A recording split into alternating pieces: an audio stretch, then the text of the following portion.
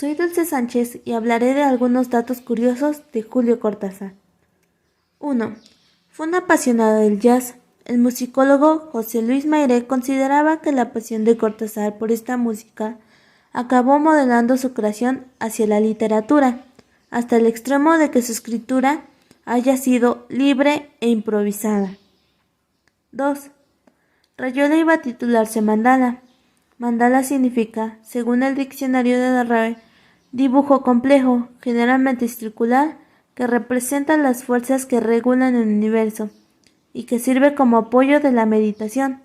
Mandala le sonaba pretencioso, así que decidió por Rayuela, el juego infantil que traza como objetivo alcanzar el cielo. 3. Se comprometió políticamente. En la década de los 40, con apenas 30 años, participó en diversas manifestaciones contrarias al peronismo. 4. La biblioteca de Julio Cortázar está en Madrid. Décadas de lecturas no se custodian en Buenos Aires ni en París. Su viuda, Aurora Bernades, donó en 1993 a la Fundación de Juan March todo el material que el autor de Rayuela conservaba en su casa parisina de la Rue Martel. 5. Amaba escribir cartas. En esta lista de curiosidades han aparecido como fuente numerosas cartas de Julio Cortázar a amigos de distintos países. Mantuvo correspondencia de manera habitual con muchísimos de ellos, reflejada en más de 1000 cartas y 5 volúmenes reunidos por Aurora Bernades. Soy Cristian de la Rivera y a continuación les presentaré la biografía de Julio Cortázar. Él nace en 1914 en Bruselas, la capital de Bélgica, ya que su padre era un funcionario del gobierno. Lastimosamente nació al inicio de la Primera Guerra Mundial, por lo que tuvo que permanecer 4 años en Bélgica. Después de esto se pudo trasladar a Argentina y vivió en un suburbio bonaerense de Banfield, en Argentina. Después de haber estudiado, trabajó 5 años como un maestro rural y consiguió una beca para poder trasladarse a París a estudiar. Después de esto también consiguió un trabajo de traductor en la UNESCO. En la década de los 60 se consolida como uno de los grandes escritores hispanos, junto a otros tantos que también tuvieron gran reconocimiento, y sus obras tenían un toque de preocupación por la sociedad. 3 años antes de morir, adopta la nacionalidad francesa sin renunciar a la Argentina y muere en París en 1984, poco después de enviudar a su segunda esposa, Carole Dunlop. Ahora les presentaré algunos premios que ha recibido Julio Cortázar. Uno es en 1974 el premio Médicis extranjero. Ese premio se le otorgaba a distintos autores en París y posteriormente se empezó a otorgar a autores extranjeros que aportaran mucho a la cultura de París. Y en 1984 la Fundación Konex le otorgó el post-mortem al premio Konex por el honor por su gran aportación a la literatura argentina. También se deben de agregar las escuelas que llevan su nombre y los reconocimientos que se le han dado por sus 100 años de muerte y por aportar a la literatura argentina.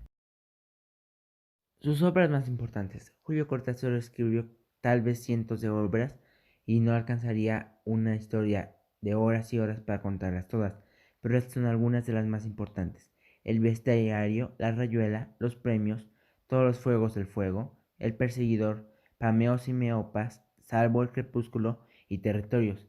Estos son solo unos pocos que se han considerado grandes sus éxitos a lo largo de la historia, pero hay cientos que también podrían estar aquí.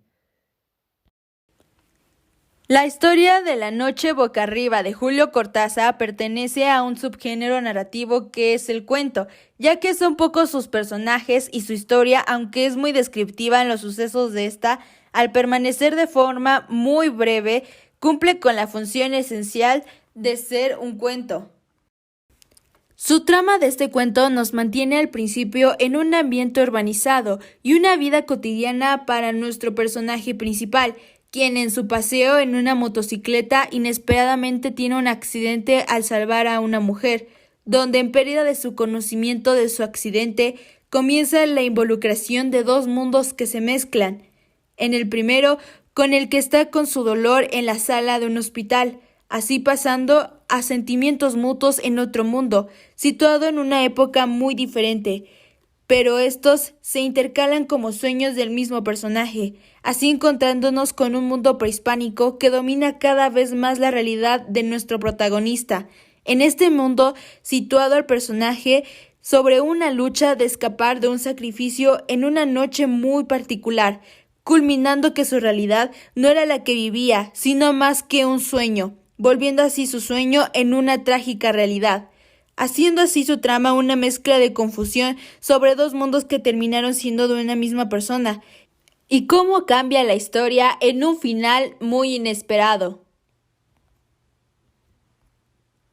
Y aunque nuestros personajes no poseen nombres, sí podemos identificar con cada función que estos ejercen sobre la historia.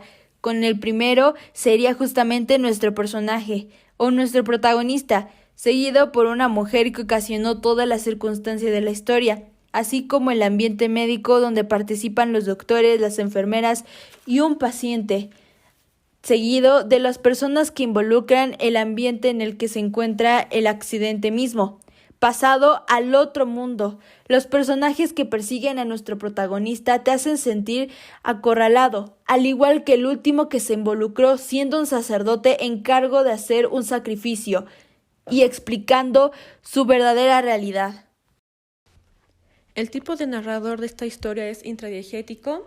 Su motivo es que cuando el motociclista tiene su accidente, él cada vez que sueña y se despierta, se da cuenta que va a ser sacrificado por los dioses. El tiempo ocurre en una guerra y su espacio es en México. Aquí suceden los acontecimientos más importantes, pero en el sueño del protagonista esto sucede en Argentina. Es mi análisis sobre La noche boca arriba. Son dos historias que se entrecruzan. En una, el protagonista tiene un accidente con la moto y agoniza en el hospital hasta morir. En la otra, es un joven moteca en guerra con los aztecas que termina siendo sacrificado. Ambos personajes, que son el mismo, se proponen como dobles. Su aventura en la jungla se plantea desde el comienzo como un problema o un mal momento, como producto de la fiebre y de las medicaciones. El personaje termina aceptando que su historia en el hospital era el verdadero sueño, y que lo que era realmente ser sacrificado por el aborigen azteca. Ambos espacios y tiempos se hablan en todo el relato. Vemos tránsitos entre distintas zonas como el modelo especial que tiene Cortázar de presentar la fantasía. Desde el comienzo, el personaje atraviesa un zaguán, un espacio indeterminado. El personaje reflexiona sobre el momento del accidente y describe esa ocasión como un tránsito hacia otro espacio. Después del accidente comienzan las dislocaciones, primero en los demás y luego en él mismo. Escucha voces que no parecían pertenecer a las caras suspendidas sobre él, y luego los gritos que termina reconociendo como suyos. En este relato, la curiosidad crece mientras más avanza la narración. Hay algo muy importante en el relato. Primero en lo auditivo, en las voces y los gritos que se oyen. También hay repetidas menciones a algo olfativo y finalmente a algo corporal. Un factor que se mantiene estable tanto en la jungla como en la cama del hospital. Es la posición de su cuerpo, boca arriba. Les recomiendo mucho este cuento porque a pesar de que solo son 5 páginas, en estas 5 páginas el autor como que te confunde y eso te hace meterte más a la historia. Y entonces igual te quedas con la duda de qué va a pasar con el personaje principal, cómo le va a hacer para salir de su sueño, cómo sobrevive a cada obstáculo que le ponen. O sea, en mi opinión personal, lo pueden leer y les va a gustar mucho. La historia es muy entretenida, dando giros en la historia y un giro inesperado al final de esta. Se puede presenciar la angustia y los sentimientos del protagonista, además de todo el ambiente que se está viviendo a los alrededores. Es un libro muy interesante que yo recomendaría para leer en un rato. Dado a que no es muy largo, se le puede recomendar a niños, adolescentes o adultos para que pasen una hora o unos minutos al menos leyendo y pudiendo reflexionar acerca de la vida, sus pensamientos o algún otro momento inesperado en su vida.